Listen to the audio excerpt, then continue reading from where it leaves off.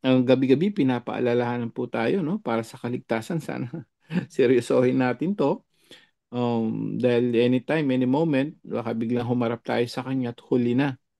No? Baka huli na, wala na. Wala nang chance magbago. Tandaan po natin, pagdating sa kabilang buhay, wala na yon. Sana hanggat buhay tayo, no? Ang sabi niya dun sa 1:12:48, sa huling araw, ang salita akong hahatol sa inyo. Hindi po na po tayo naman nagkulang na pagpapaalala sa lahat ng mga nakikinig sa atin lagi, gabi-gabi. No? Libo-libo yan, napakarami yan, araw-araw, pati sa replay kay Bro Wendell, Bro Junri, Bro Romel, lahat po yan, no? Bro Jando, at punto por punto. Napakarami po yan. Sana po, no? Sana, seryosohin natin to, ang mga salita niya, lalo na nasa ebanghelyo po. Kaya gabi-gabi, itong ebanghelyo po, dito po tayo makapagnilay. Ano ba yung mga salita niya para hukuman tayo sa salita niya mismo, sa salita ng mga apostol at salita at turo na simbahan. Ngayon po, actually, from dito sa Ebanghelyo hanggang po mamaya dito sa topic natin, connected po yan. Nandyan po yung mga batas ng Diyos mismo. Batas ng Diyos ni Yahweh, batas ni Jesus mismo, no? At batas ng mga apostol. O, napakagandang pagnilahin mamaya yan. Sigurado ko pag narinig ito, pag natapos to, marami nang pipigil sa kanilang mga dila. Napakadelikado talaga. No, pwede tayong maimpyerno dahil lang sa mga salitang yan. Seryosohin po natin ang mga salita ng ating Panginoon Kristo at nasimbahan at mamaya yung topic natin. So ngayon, dumako po tayo muna sa ating ebanghelyo. Ngayong araw ng Miyerkules, ito po ay ayon kay San Mateo, chapter 1, verse 15, 18:21, 24. Hmm?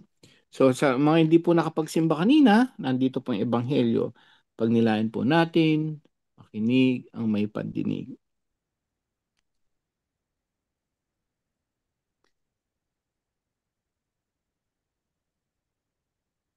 At si Jacob ang ama ni Jose na asawa ni Maria, si Maria naman ang ina ni Jesus na tinatawag na Kristo. Ganito ang pagkapanganak kay Hesus Kristo. Si Maria na kanyang ina at si Jose ay nakatakda ng pakasal. Ngunit bago sila nakasal, si Maria ay natagpo ang nagdadalang tao. Ito'y sa pamamagitan ng Espiritu Santo. Isang taong matuwid itong si Jose na kanyang magiging asawa, ngunit ayaw niyang mapahiya si Maria, kaya ipinasya niyang hiwalayan ito ng lihim.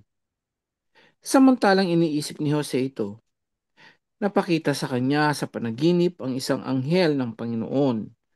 Sabi nito sa kanya, Jose, anak ni David, huwag kang matakot na tuluyang pakasalan si Maria, sapagkat siya'y naglilihi sa pamamagitan ng Espiritu Santo. Manganganak siya ng isang lalaki at ito'y pangangalanan mong Jesus, sapagkat siya ang magliligtas sa kanyang bayan sa kanilang mga kasalanan. Nang magising si Jose, sinunod niya ang utos ng anghel ng Panginoon. Pinakasalan niya si Maria.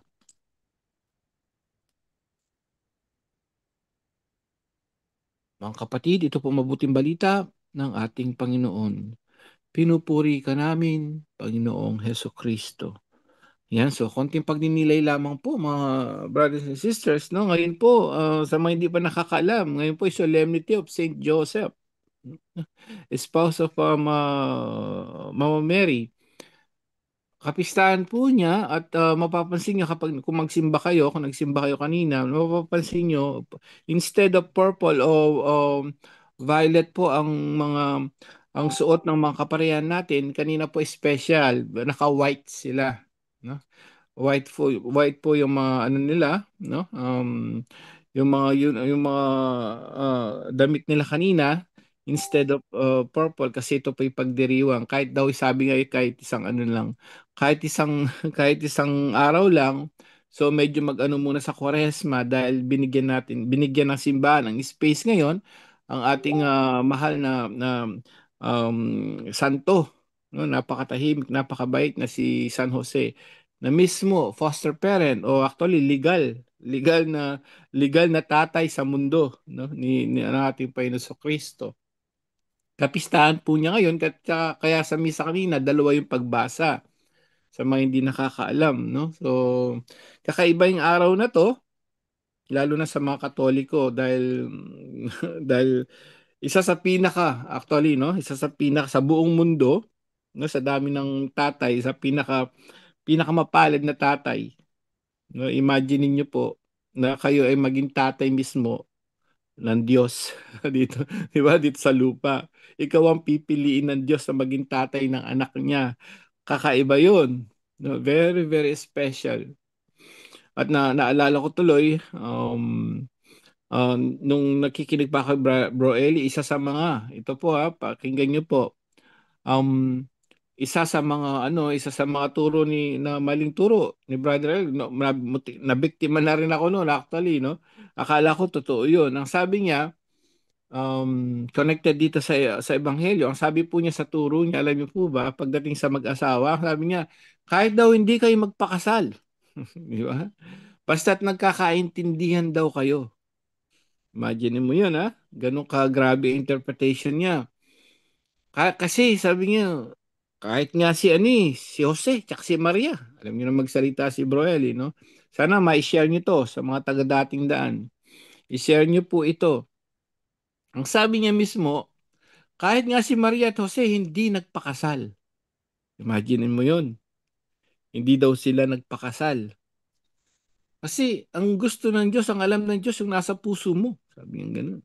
Hindi mo na kailangan magbabayad ka pa ng kasal sa pare. Hindi na kailangan yun. So, initsapera niya yung sacrament of matrimony. Grabe, no? So, ako naman actually, no, naniwala ako doon sa sinabi niya. Basta nagmamahalan kayo, hindi mo na kailangan basbas. Kasi si Maria at si Jose, hindi na nagpakasal. Ngayon pala, pinag-iisipan ko, paano hindi nagpakasal? Ngayon, ano, nung nasa Pilipinas pa ako noon eh. Ngayon, nasa Japan na ako. Actually, dito na ako nag-focus nga sa katikisim natin, sa apologetics. Alam niyo po, ano pala yung pagkakaiba? Kaya pala akala niya hindi kasal si Jose at Saint Joseph at saka si Mama Mary dahil ang ginagamit niyang Biblia, ang dating Biblia. So ngayon, na-realize ko dito sa Ebanghelyo, pansinin niyo, anong sabi rito? Nang magising si Jose, sinunod niya ang utos ng anghel ng Panginoon, pinakasalan niya si Maria. Pinakasalan. Bakit? Yun ang sobrang alam na, fanatic ng mga ano, ang dahil doon, tingnan mo, tama kasi walang kasal pag binasa niyo yung dating Biblia, wala nakalagay na kasal doon. Kumbaga, nakalagay lang doon sa ang dating Biblia po. Ito po kasi magandang balita Biblia. Nandito talaga yung salitang pinakasalan. So yung po kasing Biblia ang ginagamit niya, wala nakalagay na kasal doon, ang nakalagay lang, sinunod niya ang anghel, ganun lang. Sinunod niya ang utos ng anghel. Walang word na pinakasalan. Kaya maliligaw eh. Yun po yung sinasabi natin. No? Kapag binabasa mo isang ano lang, isang version lang, ligaw ka diyan. Totoo yung sabi ni ano, 'di ba? Kaya ang daming may impyerno dahil sa mga talata na mali-mali. Kaya nga, tapos babasahin niya ng ano, no, ng sarili niya, yung dating Biblian version. Walang kasal talaga doon. So, ang dami ngayon, mga tao, hindi na papakasal sa kanila. Walang kasal, naglalib-in na rin. Nakatakot.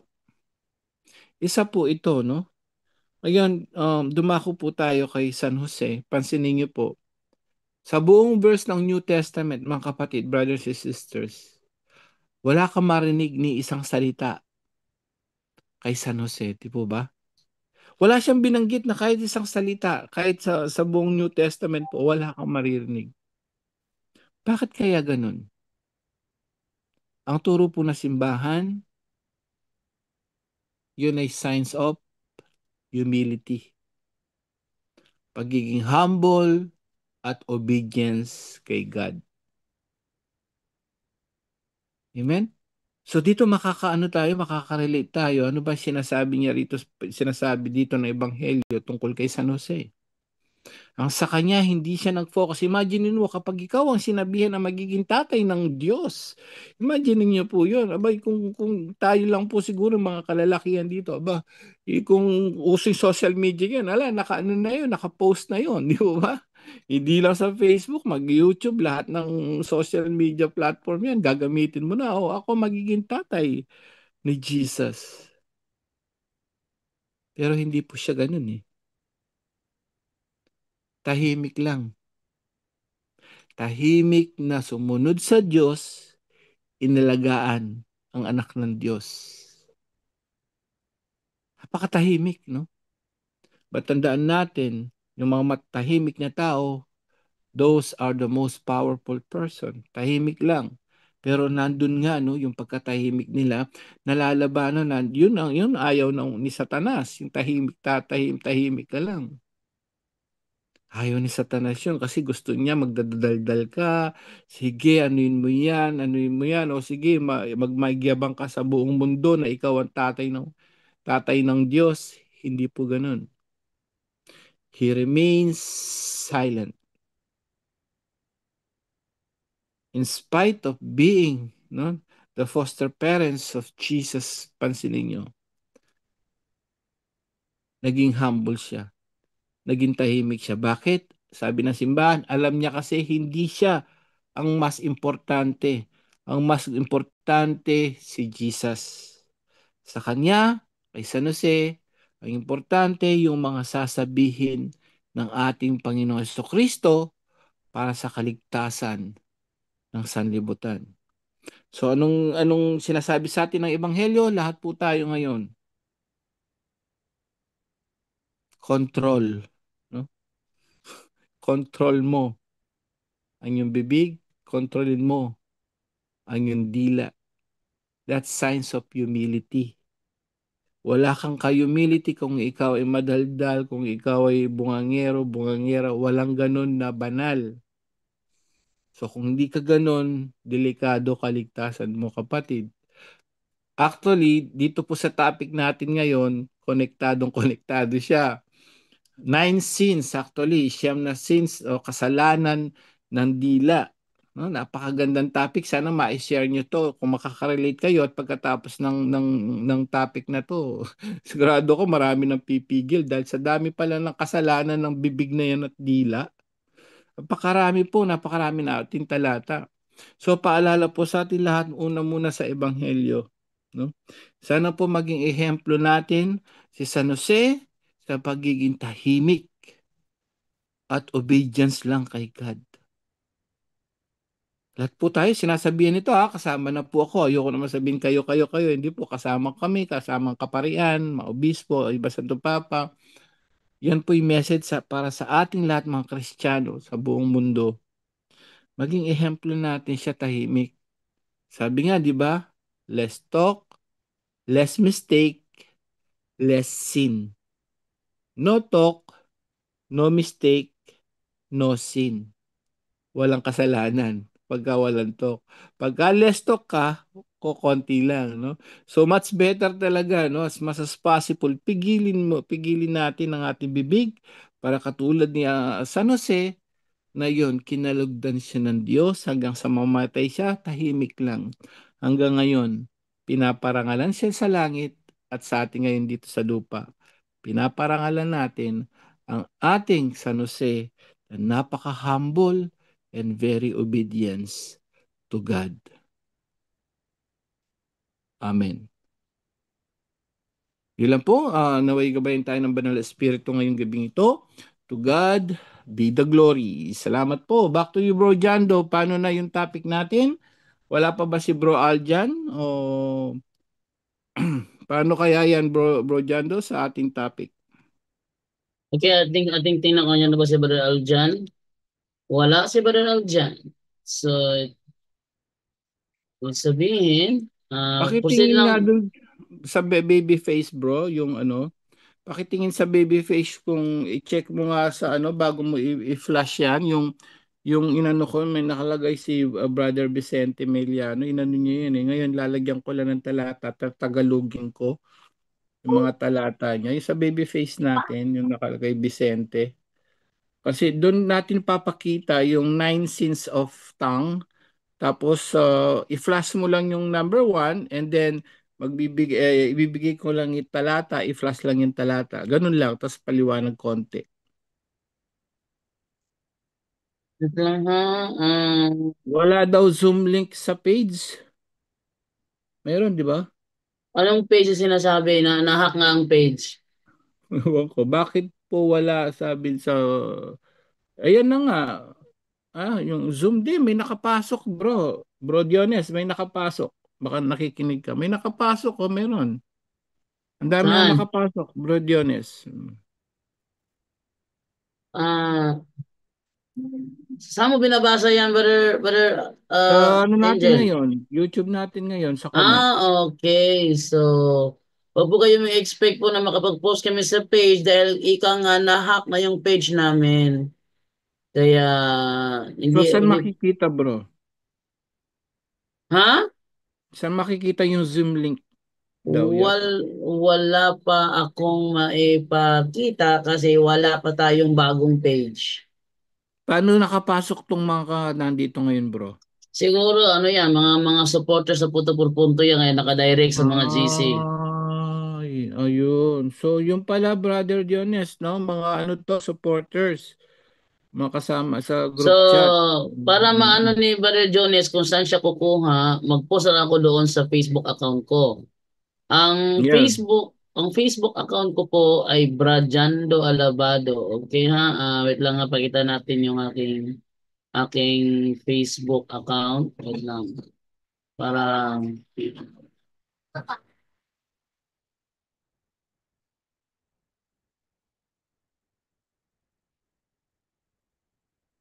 tingnan natin dito sa ano sa uh,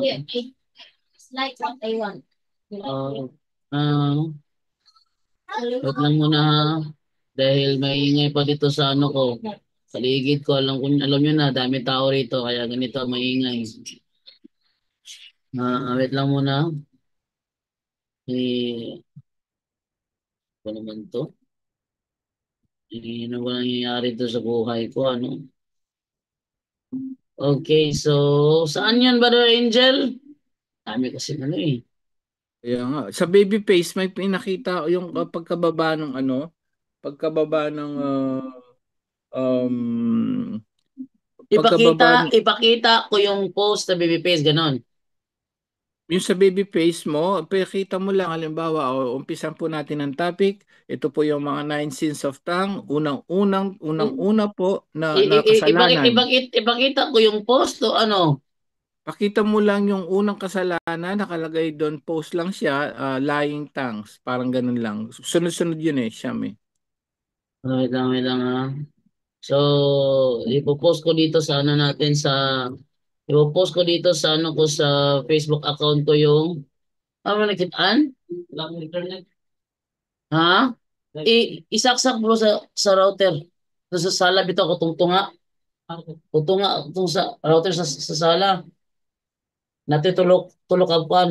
Sa delivery room. Ang delivery room. Ang tunga ato tao ng one ang blue. Isaksak ang blue mo tong pikas. Yan ito. So, wala to tayo rito. Wait lang ha. Ano ko muna yung ating Zoom link natin kasi may naghahanap sa copy invitation. Post ko. Okay. Ito hirap dito. Wala yung mga kasamahan natin. Hindi ako makapagalaw na maayos. Teka. Yun lang. Ito. Ito yung aking Facebook page, Facebook account kung saan niyo makikita yung ano yung link. Dito ko pinost dito. Dami ano. Nahack rin account mo. Ay nako, yes po. Mas report niyo po yung mga account po namin na nahack para mawala po yan. Nawagan ako sa lahat na nanonood, mas report po yung mga account namin na nahack para mawala po yan. Daming na didistract eh. Eto, dito nyo sa Facebook account ko, hanapin yung link, dito ko pinost. Ayan o, ayan o, ayan. Nandyan yung Zoom link para makapasok kayo ngayong gabing ito. Okay? So, kung sakali may alien na makapasok rito, sabihin nyo lang at ating agad-agad na i-remove. Pero yung may binanggit si Brother Angel kasi na,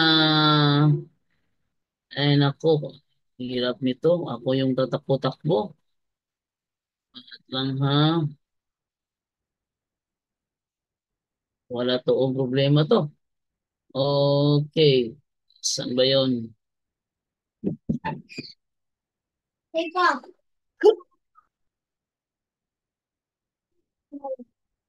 Pagawas. Gawas. Ito. Ito ba ibig mong sabihin, Brother Angel? Ano ba naman to? Ano pang dito? Ito ba, Brother Angel? Naku, nakikita pa naman yung mga messages. Ay, naku, ayoko na, ayoko na, ayoko na, ayoko na. Nakaka, nagiinit ako. Grabe. Sige, basahin mo na lang, Brother Angel, dyan. At akilabas yung mga talatang nais mo. Okay, so ganito na lang gagawin natin mga kapatid, brothers and sisters, no? So ang gagawin natin, isusulat nyo na lang yung nine sins, yun, no? So isusulat nyo na lang po ang mangyayari dito is andali, titignan natin, no? Ang mangyayari po dito, sasabihin na lang namin, pag sinabi namin yung mga nine sins of tongue or yung mga kasalanan sa ano, kasalanan sa dila, no? So ang mangyayari dito, sasabihin namin, ililista nyo na lang po at ililista nyo, tatagalugin natin, tapos maglalagay tayo ng talata. At the same time, sana ma-share nyo po ito dahil napakahalaga po nito sa lahat ng mga tao sa buong mundo na akala nila yung mga salita nila ay hindi makakapagpahamak sa atin o makakapagpunta sa impyerno. Totoo po to, no? Unang-una, ngayon po na ang topic natin, kagaya ng sabi ko kanina, no, paalala, si San Jose naging tahimik lang, pero pinarangalan sa langit po, no? Nandun po talagang nandun yung control sa bibig. Now, umpisaan na po natin ngayon. Ready ka na ba, Bro Jando? Sige, gaya lang, Brother Angel. Tutin nyo lang. Okay, ganito po ang mangyayari niyan, no? So, umpisan natin, ano ba itong mga nine sins of tongue, yung dila, yung mga nine na sins of tongue, no? Enumerate natin, tapos maglalagay tayo ng talata. Biblical po lahat ito, ano? Unang-una, ang tinatawag na the lying tongue. Number one, lista niyo po, the lying tongue. Ano yung lying tongue sa Tagalog? Sinungaling na bibig at dila. May kilala ba kayong mga sinungaling? Talata, no? Leviticus chapter 19 verse 11, MBB po tayo. Yan, no? So, Nine- ingat. 1911. Ito ang sinasabi ng 1911 ng Leviticus. Huwag kayong magnanakaw o magsisinungaling o mandadaya ng inyong kapwa. Letra por letra. Sabi ni Yahweh yan, huwag kayong magsisinungaling, sabi ng Diyos. Pangalawang talata, Old Testament pa lang yan, ha? Actually, marami yan. Bibigyan ko kayo at least tatlo. Ito yung pinakamatindi rito. Pahayag chapter 21 verse 8. Tingnan natin, no? Pero nakakatakot ang sasapitin ng mga duwag, mga ayaw sumampalataya sa akin, marurumi ang gawain, mga mamamatay tao, mga immoral, mga mangkukulam, mga sumasamba sa mga Diyos-Diyosan at lahat ng sinungaling. Itatapon sila sa nagliliyab na lawang apoy at asupre na siyang ikalawang kamatayan. Lahat ng sinungaling, saan ilalagay, Bro Jando? Sa nagliliyab na lawang apoy. Naku, hindi po biro ito, ha. Paalala po sa atin lahat. Hindi biro ito. Yung mga sinungaling mandaraya, alam na naman natin yung mga sinungaling sa lahat yan. Actually, mga papeles, mga ano, guilty po tayo lahat dyan, no? Yung mga papeles nyo, yung mga ano nyo, nagsisinungaling ka sa sulat, sa salita, no? So, 21-27 po, Bro Jando, last verse yan para sa mga sinungaling. Napakarami yan, pero nag-selective lang tayo. Ingat po, kaya ingat. 21-27. Magandang balita bro, MBB halos. MBB, MBB.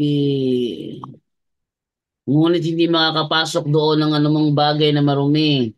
Niyang mga gumagawa ng kasuklam-suklam, niyang mga sinungaling, ang mga Hmm? tao lamang na ang pangalan ay nakasulat sa aklat ng buhay na iniingatan ng kordero makakapasok sa lungsod. Ano sabi? Hindi makakapasok sa langit na sinungaling. Malinaw po yan mga kapatid. No, sa lahat ng mga sinungaling mandaraya. So akala natin ngayon, ano sasabihin natin? Ano lang naman yan, venial sin. Paano venial sin yan? Hindi ka nga makakapasok sa langit. Tandaan po natin, no? Mortal sin, tatlong bagay yan. Dapat maging mortal sin ng kasalanan. Ano yon? Kailangan may grave matters, no? Anong grave matters? May matinding pangyayari. Pag nagsinungaling ka, alam niyo yan. May matinding pangyayari yon. Pangalawa, full knowledge. O ibig sabihin sa full knowledge, ay may alam ka ngayon, alam niyo na yan. Pag ginagawa niyo pa, pwede na mortal sin yan. At yung deliberately consent, yung kusa mong ginagawa, alam mo naman masama, kusa. So, delikado po mortal sin, isang mortal sin lang, we will go to hell. Hindi biro ito, kaya sabi ko nga, para sa kaligtasan nating lahat to, i-share nyo po ito. Okay, paalala po sa atin lahat yan. Pangalawa, dito tayo actually the flattering tongue. So yung flattering tongue naman, ito naman pwede natin i-combine sa ano to, no? Sa number 3, flattering and the proud tongue. Yung flattering tongue kasi, yung po yung sinasabi nila, yung pina-flattered mo yung ano, pinupuri mo yung tao para lang magkaroon ka ng ano, ng pakinabang sa kanya. So pang number 2 yon, no? So ipagsama na natin yung number 3, the proud tongue. Ano ba yung proud tongue? Ano ba yung sinasabi ng proud tongue? Yung mga mayabang magsalita. May kilala ba kayong mayabang magsalita? Yan na. Napakaganda ng topic nito. Mayabang magsalita. Tingnan natin, no? Awit 12, chapter 12, verse 3 to 4, bro. Biblical ba yan na may mga mayabang mayabang na dila, na salita lagi? Awit chapter 12, verse 3 to 4, magandang balita Biblia, bro Jando. Patigilin mo, Yahweh, ang madaldal na dila at sarhan ng bibig ng hambog magsalita. Silang Ano laging nagsasabi kami magsasalita ng nais namin at sa gusto namin walang makakapigil. ano sabi diyan? Yung mga hambog na salita, patigilin, sabi ni Yahweh. So ayaw ng Diyos ang mayabang magsalita. Lahat po tayo, naku, napakarami. Ano nyo to, i-share nyo to, yung mga talata, ano nyo, isulat nyo po. Lahat po na nakikinig ngayon, ilista nyo yan, biblical tayo. No? So ngayon, ano na tayo sa pang-apat, anti ito, no? Sa lahat ng mga babae man o lalaki, para sa atin lahat ito. May tinatawag sa number 4, yung overused tongue. Ano yung overused tongue? No? Ito yung mga bungangera, madaldal o bungangero, madaldal. Salita na salita, walang pakundangan. Tingnan natin, biblical ba 'yan? Tingnan na po natin Kawikaan chapter 10 verse 19 MBB uli. Ano yun, Kawikaan chapter? Chapter ano tayo 10 verse 19. Pakinggan niyo po to nakakatuwa ka itong mga talata rito na never heard. Ang taong masalita ay malapit sa pagkakasala, ngunit ang nagpipigil ng dila ay dunong na ang pakilala. Ayun, ano sabi niya? Ang taong masalita ay malapit sa pagkakasala. Ngunit ang nagpipigilan dila ay dunong ng ang pakilala. So yung mga kaya pala yung mga masalita daw laging nagkakasala. Paalala lang po yan sa atin. Pangalawa, tingnan natin Kawikaan 19 chapter 19 verse 13. Ang salita ng Diyos, bro. Kawikaan 19, 19, 19, okay, tingnan natin. 19:13. Chapter 19, verse 13, bro. Ang anak na hangal ay nagdudulot ng kapahamakan sa kanyang ama. Ang bungangerang asawa ay nakakainis tulad ng tulo sa bubungan. Sino daw nakakainis? Bro Jando? Ayan, sabi diyan, bungangerang asawa. Nakakainis. Biblical po tayo, ha. Nakakainis. Ibig sabihin, ayaw ng Diyos ng bungangerang asawa. 25-24 ng Kawikaan o libro. MBB tayo. Ano yun, Kawikaan kawikaan? 25-24. Mas mabuting tumira ng mag-isa sa bubungan ng bahay kaysa sa loob ng bahay na kasama ang asawang palaaway. Sa MBB, ang salita ng Diyos yan eh. Sa magandang balita, Biblia bro. Tingnan natin. Masarap pa ang tumira sa bubungan ng bahay kaysa loob ng bahay na ang kasama ay asawang madaldal. Asawang madaldal. No? So inaano ng Diyos diyan, no, ng ano ng kawikaan diyan, masama talaga kapag may asawa kang madaldal, may asawa kang bungangera, no? So ibig sabihin ay ayaw ng Diyos 'yan. Lahat ng yan, akala natin, bungangera lang naman ako, wala na ako sinasabing masama. Ayan, no, bawal po ng Biblia yan. Lahat ng mga sinasabi natin po dito ay nasa Biblia. O ngayon, pumunta na po tayo sa number 5. Ang tinatawag dito sa number 5, the swift tongue. Ano ibang swift tongue? Ito po yung tinatawag na mabilis sumagot. Alam niyo yung mga tao na mabilis sumagot, hindi pa nga nila alam ang tanong, sagot na sagot. Ito po, no, pakinggan po natin. Yung tinatawag na mabilis sumagot, mga swift tongue, Kawikaan, chapter 18, verse 13. Magandang balita, Biblia, bro. Kawikaan 18:13. Nakakahiya at isang mangmang isang taong sumasagot sa tanong na hindi naman niya nalalaman. Na, narinig niyo yun? Nakakahiya ka kapag ikaw ay sagot na sagot sa mga tanong na hindi mo naman naiintindihan o hindi mo naman nalalaman. Okay, so 19, okay. Tingnan natin. Santiago 1 bro, 19 to 20. San, Santiago, Santiago chapter 1, 1, 19 to 20. ASND tayo ang salita ng Diyos bro.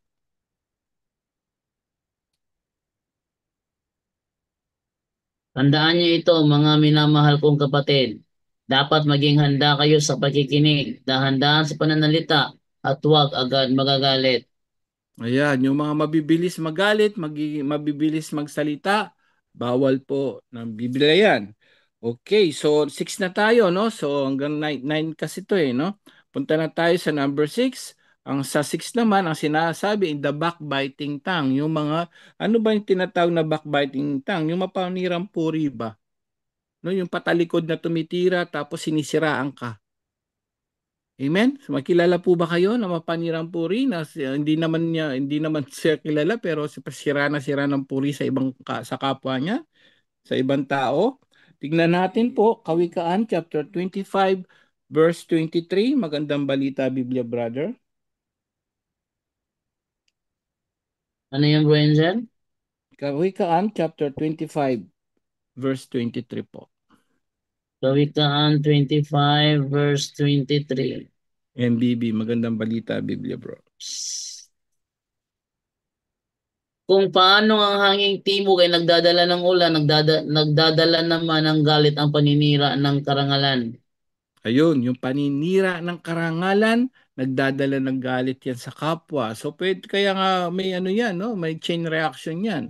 Kapag naninira ka ng karangalan ng kapwa, ano sabi diyan, nagdadala ng galit yan sa kapwa mo yan. So, pakilista nyo po yung mga verse na yan. Kawikaan, chapter 6, verse 19, Bro Jando. 6:19. 6:19 naman tayo. Lista nyo po yan, no? So, biblical lang lahat yan. Galing sa salita po. Saksing sinungaling, mapaglubid ng buhangin, pag-awayan ng kapwa, laging gusto niyang gawin. Ayun, yung pinag-aaway nyo yung kapwa nyo. Di ba may kilala po ba kayong ganon? Pag-awayin ng kapwa. So sisiraan ito, sisiraan nyo, nagkakaanuhan niya hanggang pinag-away ang kapwa. Biblical po tayo, ha? Bawal po yan. Roma 1:30, bro. Roma 1:30. Hmm. Mapanirang puri, nasusuklam sa Diyos, walang pakundangan, napagmataas, mayayabang, mapagkatha ng kasamaan, at suwail sa magulang. Yun. No? Letra por letra, ay mga mapaninang puri, nasusuklam sa Diyos, walang pakundangan, mapagmataas, mayayabang, kompleto na yan. Magka, magkat, mapagkatha ng kasamaan. Ayun, yung mapagkatha ng kasamaan, yun yung backbiting. No, nagnaano ka nagki-create ka ng mga kasamaan para mag-away-away ang mga tao at suwail ka pa sa magulang. Ayan, napaka-biblical po niyan. Yun po ay doon sa tinatawag nating backbiting tongue or ito yung mga mapanirang puri na dila. Ako, napakadami na po, no? Number 7 na tayo, the gossiping tongue. Ano yung gossiping tongue? Yun yung mga chismosa at chismosa, yung mga mapanira, isa actually kasama yun sa mapanirang puri. Pero letra por letra, chismosa at chismosa, chismosa at chismosa. So tingnan natin, biblical ba yan, yung mga chismosa at chismosa? Gossiping tongue. Leviticus 19:16, bro. Leviticus Leviticus chapter 19, verse 16. 19:16. Yan, no?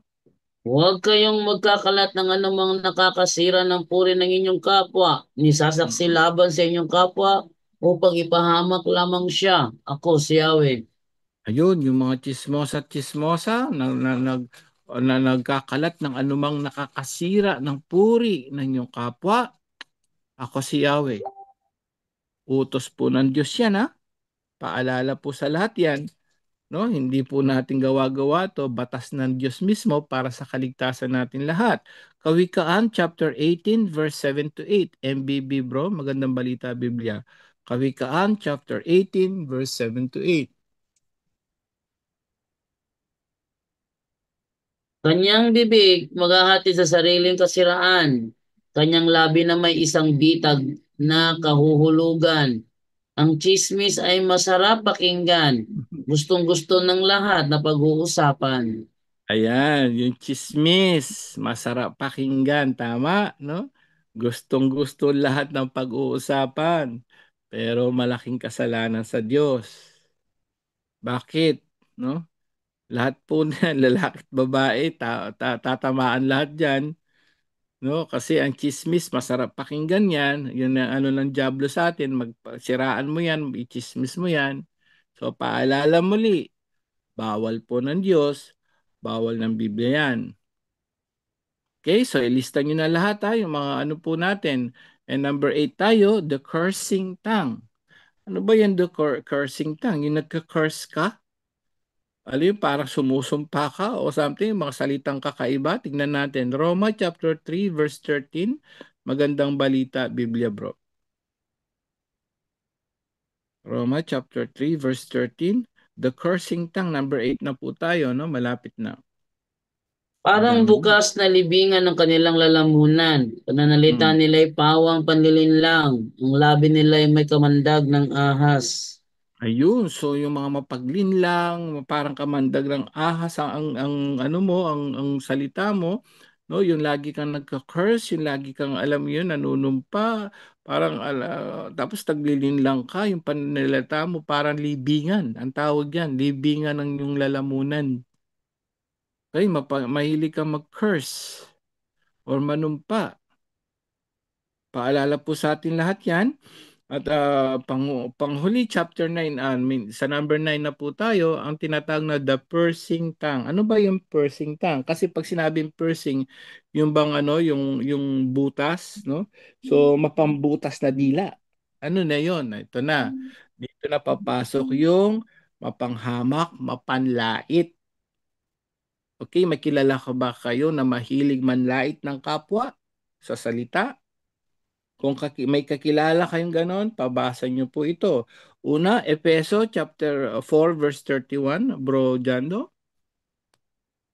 Ephesians chapter 4 verse 31. Mm. Alisin na ninyo ang lahat ng sama ng loob, puot at galit. Huwag na kayo mambubulyaw, manlalait at mananakit ng damdamin ng kapwa. Wag. Pag sinabing wag, bawal. Kasalanan, malaking kasalanan, mambulyaw, manlait ka. Paulit-ulit na lang po narinig natin yan. Pag hindi natin sinunod yan, huwag tayong umasang maligtas. Pag namatay ka, huwag kang umasang maligtas kasi matigas ang ulo mo, mapanlait ka. Yan, no? The pursing tongue. Ang tigas pa rin ng ulo ng mga tao. Ito pa yung nagiging problema. Santiago chapter, di ba, mapanlight, mahilig ka magmura, masama ka magsalita. Santiago, Santiago chapter 3 verse 9 to 10. Magandang balita Biblia. Ito ang nangyayari ngayon sa mga tao, sa mga tao usually regular common ito sa mga lalo na mga lingkod ng Diyos. Santiago chapter 3 verse 9 to 10. Ito ang ginagamit natin sa pagpupuri sa ating Panginoon at Ama. Mm. At ito rin ang ginagamit natin sa panalait sa taong nilalang na kalarawan ng Diyos. Sa Mm. iisang bibig nanggagaling ang pagpupuri at panlalait. Hindi ito dapat mangyari, mga kapatid. Okay. May kilala kayong ganon? Nagpupuri sa Diyos, naglilingkod sa Diyos. At the same time, yung bibig niya nanlalait. Ang bibig niya nagdarasal ng rosaryo. Lahat po na nakikinig ngayon, para sa atin lahat yan. Hmm. Dasal ng rosaryo.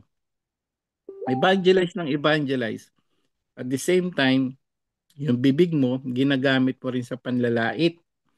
Pagsisinungaling, ginagamit mo sa paninirang puri sa kapwa. Paano yun? Wag naman itong mangyari dahil kasalanan yun kasi kinocombine mo yung ano mo, yung pagpupuri mo at the same time pagka-curse mo. Amen? So na-gets nyo po yung siyam na yon. So i-review lang natin, no? I-review lang po natin yung siyam na yon. Unang-una, lying tongues, mga sinungaling, Leviticus 19:11. Pahayag chapter 21 verse 27 at pahayag 21:8, sinungaling. Malaking hindi ka mapupunta langit. Flattering tongue, no? So ano na natin yan? Kasama ni number 3, proud tongue, mga mayayabang. Awit chapter 12 verse 3 to 4. Overused tongue, o ito yung mga bubongera, madaldal. Kawikaan chapter 10 verse 19. Kawikaan 19 verse 13 at Kawikaan 25:24. Number 5 naman, swift tongue. Ito po yung mabilis sumagot sa Kawikaan 18:13, Santiago 1:19-20. Ito po yung mga mabibilis sumagot na hindi pa nga naintindihan ng tanong, salita na salita, sagot ng sagot. Backbiting tongue, mapanirang puri ka. Kawikaan 25:23, Kawikaan chapter 6 verse 19 at Roma 1:30. Gossiping tongue, mga kasalanan sa pagchichismis, mga chismosa, marites, Leviticus 19:16, Kawikaan 18:7-8. Cursing tongue, yun yung mapagsumpa, yung bibig mo sobrang sobrang grabe kung magsalita. Kasama na of course yung mga panlalait. Romans chapter 3 verse 13. So yung papanlight, yung pursing tongue, halos magkapareho yon. Efeso 4:31 at Santiago 3:9. Mga kapatid, paalala lang po sa atin lahat yan, no? Itong mga to, okay? Itong mga to, ito ba ay ihahatol sa atin pagdating ng panahon? O tingnan nga po natin. Anong sabi doon tingnan nga, Mateo 12:36-37, Bro Jando? Yun bro, Mateo. Chapter 12, verse 36-37. Paalala po sa atin lahat yan, ha? Ito po ibabala sa atin lahat. Tandaan ninyo, sa araw ng paghuhukom, pananagutan ng tao ang bawat walang kabuluhang salitang sinabi niya. Pawawalang sala ka o paparusahan batay sa iyong mga salita. Galing sa bibig ng ating Panginoon sa Kristo, pawawalang sala ka o parurusahan ka batay sa iyong mga salita. Malinaw po ba yon? Ang mahirap dito sa bago yan, yung vinyalsin yan kung di mo alam. Ang nangyayari sa atin ngayon, napakaraming taong nakikinig, libo-libo-libong ilang libong na nakikinig, di makikinig pa sa replay, i-share nyo po ito. Ang mahirap dito, ang mga salitang yan nakakaapekto sa tao. Yes, kapag nananakit ka na, grave matters na yun. So mortal sin yun. Akala nila salita lang, hindi. Kasi ang mortal sin, kailangan grave matters. Ibig sabihin, may nasasaktan ka na, naninira ka na, grave matters yun. Full knowledge. Dapat, kung saan ang hindi mo alam, okay ka pa. Full knowledge, alam mo na. Salita ka pa ng salita, ng masasamang salita. Anong mangyayari sa'yo? No, paalala po sa atin yan. Efeso 4:29, Bro Jando. Efeso 4:29, bro. Huwag kayong gumamit ng masasamang salita, kundi iyong makapagpapalakas at angkop sa pagkakataon upang makapagdulot ng mabuti sa mga nakikinig. Bakit bawal magsalita ng masasama sa 30 po? Tingnan nyo ang nangyayari, kung anong mangyayari. Masasamang salita madalas, 4:30 po. At huwag ninyong saktan ang kalooban ng Espiritu Santo sapagkat siya ang tatak ng Diyos sa inyo. Ang katibayan na kayo'y tutubusin pagdating ng takdang araw. Ang sabi ron, ang Espiritu Santo ay nasasaktan kapag ikaw ay nagsasalita ng masama. Bakit hanggang ngayon, ang dami pa rin ganyan, hindi mapigilan ang sarili? Kapatid, hindi po biro to. Pinag-uusapan ng kaligtasan natin. Forever ka sa impyerno, forever tayo doon. Hindi lang apoy, kundi uod forever, hindi namamatay. Uungol ka na lang, billion sa years, wala na pong babalikan tayo. Seryoso po ito, pinag-uusapan nating kasalanan na makaiimpyerno na dapat iwasan. Mga kapatid, sana po, no, pagkatapos nitong topic na to, marami na magbabago at magpipigil sa inyong mga salita. I-confess nyo na po yan lahat ng mga narinig nyo. Kasi, tandaan po natin, ano ba ang dapat gawin? Efeso 4:32. Ito yung solution naman ngayon, panghuli. 4:32, kapatid. Efeso 4:4-32, Bro Jando. Efeso 4:32. Mm. Sa halip maging mabait kayo at maawain, magpatawad kayo sa isa't isa tulad ng pagpapatawad sa inyo ng Diyos dahil kay Kristo. Yun ngayon ang solusyon sa atin. Hindi pa po huli ang lahat. Magpakabait kayo at maging maawain. Tandaan po natin, no? Hanggang ba't hindi ka mabait at maunawain at hindi ka mapagpigil sa sarili mo, sa bibig mo, huwag kang umasang maligtas. Nakakatakot po yun. Hindi biro to. Hindi na tao kalaban mo rito. Diyos na ang makakalaban mo. Diyos na ang tatanggi sa iyo sa langit. Pakadelikado. At sasabihin mo makadiyos ka. Ang tunay na makadiyos, tunay sa banal na espiritu, last verse, Galatia 5:22-23. Ito na po dapat ang sa atin kung totoo tayong makadiyos. Kung totoo ang espiritu ay nasa sa atin, Galatia 5:22-23. Ito na po dapat yun. Seryosohin po natin to, kapatid.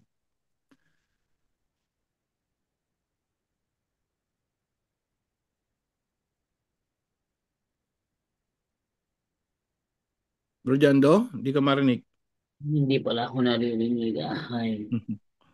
Subalit ang bunga ng Espiritu ay pag-ibig, kagalakan, kapayapaan, pagtitiyaga, kabaitan, kabutihan, katapatan, kahinahunan, at pagpipigil sa sarili. Walang batas labas sa mga ganito. Pansinin ninyo, no? Paulit-ulit yung kahinahunan, kabaitan, pagpipigil sa sarili.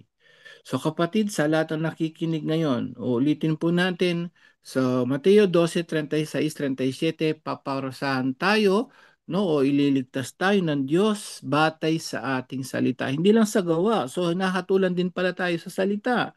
Kaya 'di ba sa mga ano natin, no, sa mga contrition right natin or penitential right natin, yung parang act of contrition na rin, 'di ba? Pagka bago magmisa, ano sasabihin nun bago magumpisa ang misa? Inaamin ko sa makapangyarihan Diyos at sa inyo mga kapatid na ako'y nagkasala sa isip, sa salita, no? At sa gawa. Kasi talaga hatulan tayo sa isip, sa salita, at sa gawa. At sa pagkukulang pa yan, pera pa yon. Napakarami tayo nahatulan, napakaraming bagay sa buhay natin, nahatulan tayo ng Diyos. Isa ito po, isa pa lang yan, ha? Pera pa yung gawa. So sana po marami tayong matutunan ngayong gabi ito. Paalala po sa lahat. Less talk, no, less mistake, less sin, no? So no talk mas maganda kapag may nangyayaring masama, no talk, no mistake, no sin. Walang kasalanan. Pigil, pigil at pigilan pambibig para hindi tayo maitapon sa dagat-dagatang apoy ng impyerno. Amen. Naway marami tayong natutunan ngayon sa topic na ito. To God be the glory. Salamat po. Back to you, Bro Jando. And sana po, no, God bless po sa lahat ng mga magtatanong ngayong gabi ito. Please, pakishare nyo po ito para marami tayong mailigtas na kaluluwa. Bro Jando?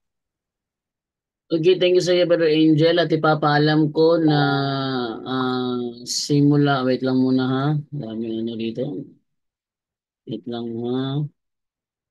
Simula bukas, dito ko na po ipopost yung Zoom link ng punto por punto. Ito na po yung aking gagawing bagong Facebook page ko, ang straight to the point. At bukas po, dito ko po ipopost yung Zoom link. Sa mga gusto pong pumasok upang makipagsubukan, makipagtalakayan, magtanong, dito nyo po tingnan sa straight to the point Facebook page ko po ang Zoom link. Dahil kasalukuyan pang inaayos yung ating punto por punto Faith and Morals. So dito ko ipopost simula bukas ang Zoom link ng punto por punto. At kung sakaling may live ako straight to the point, dito ko po gagawin at naway paki-share po at paki-follow para tumaas mo yung kanyang followers. Nasa 2K pa yung followers niyan. So tulungan niyo po ako para yan na yung maiangat po natin. Maraming salamat po at back na po ako dito sa atin ah, sa ating tanungan. Pero merong mga nandito sa Zoom na naghihintay Bro sa Jando, may ating. nagtatanong sa atin yung paano naman daw yung malalaswang salita. Tama, no? So Colossians 3:8-10 nga po. O mga malalaswang idagdag natin yung mga green joke, no? Colossians 3 Colossians 3:8 Gis nga, tingnan po natin. Ito mga green joke, tingnan natin kung kasama 'yan. Ngunit ngayon itakwil na ninyo ang lahat ng galit, Mm. puot at sama ng loob. Iwasan na ninyo ang panalait at malaswang pananalita. Pati green joke, Sister Nina, no? Ayan po. Pati green joke. So bawal din po pala yan. So hindi natin naisama 'yan. No, mayroon pa bang talata sa Biblia na nakalagay pati yung green joke? Kaya tingnan natin, Efeso 5:3-5. Ang dami yan, mga kapatid. Talaga dapat wag na magsalita, no? Efeso 5:3-5. Kayo'y mga hinirang ng Diyos, kaya't hindi dapat mabanggit man lamang na kayo'y nakikiapid o gumagawa ng anumang uri ng kahalayan o pag-iimbot. Huwag din kayong gagamit ng anumang malaswa o walang kabuluhang pananalita at pagbibirong di nararapat. Sa halip, magpasalamat kayo sa Diyos. Ayun po, letra por letra. Huwag gumamit ng anumang malaswa, no? O walang kabuluhang pangananalita o pagbibirong di nararapat. Sa halip, magpasalamat kayo sa Diyos. So, ang salita ng Diyos. Ayan po, Sis Nina, kompleto na po yan, pati malalaswang salita. Bro Jando? Okay, ating i-welcome muna si Brother Romer ng Bukidnon. Brother Romer, good evening sa iyo dyan. Okay na ba internet mo? Okay na bro. Sa lahat ng mga nanonood, isang pinagpalang umaga tanghali sa inyong lahat. Back to you bro. Ating i-welcome din Brother Wendell Talibong from Uzami City. Good evening sa iyo, Brother Wendell. Brother Wendell? Hindi siya makapagsalita. Wala pa din si Brother Aljan. Okay, okay, okay. Okay, okay, Rajando. Good evening sa lahat at mga sandali. Wala pala akong kamera. Okay. Ito na. Good evening sa lahat nating mga kapatid na sumusubaybay. Welcome po, Katoliko at hindi Katoliko. Nakabukas ang comment section ni Brother Wendell. May tumitira ba dyan sa comment mo, Brother Wendell? May sinagot lang ako na kapatid natin sa iba yung pananampalataya, si Miss Michelle na nag-comment yung Iglesia ni Crispo.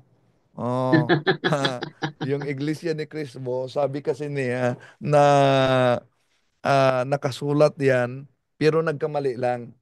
Ano? Ang di napansin, parang ang di napansin, nilaglag niya yung kasama niyang INC na sinabing, hindi totoong nakasulat yan. No? Hindi Hmm. totoong nakasulat yan. Gawa-gawa lang yan. Oh.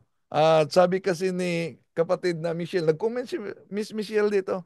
Ah. Ngayon, sabi kasi ni Miss Michelle na sa apina, ay bro, Jando, Ah. wala na talaga ang mga video ni Tinig ng Karunungan o pati na yung Facebook page niya at yung Munting Kaalaman dinilit na din, no?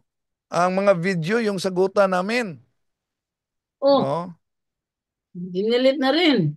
Dinilit din. Oh, ewan ko bakit ganon, no? Si Baka na-hack rin yun. imposible naman pag mahak ang ang YouTube channel. Pag mahak ang YouTube channel, magkasabay bang mahak ang Facebook page? Hindi. Hindi, Hindi hindi. yan. Pero nagkasabay na dinilit lahat ang video. No? Dinilit talaga lahat video. No? Sayang naman. Sayang dahil may mga political issue din siyang tinatalakay. Magaling naman talaga. Marami siyang mga nanonood. Sayang din. Na-delete ang kanyang mga video. Siguro kung political issue, magaling siya. Pero abot sa religious topic, ay wala na, tamig, Pero tagilid. parang ministro talaga siya ng INC magpaliwanag. Oh, Yung syempre, tinig niya. yung tunado na pananalita, Mm-mm. talagang kinokopya, mga kapatid, mga magulang, mga kaibigan. Talagang kinokopya, pati ang pananalita. Oo.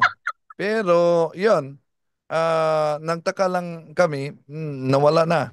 At si Munting Kaalaman din, yung talakayan namin, wala din. No?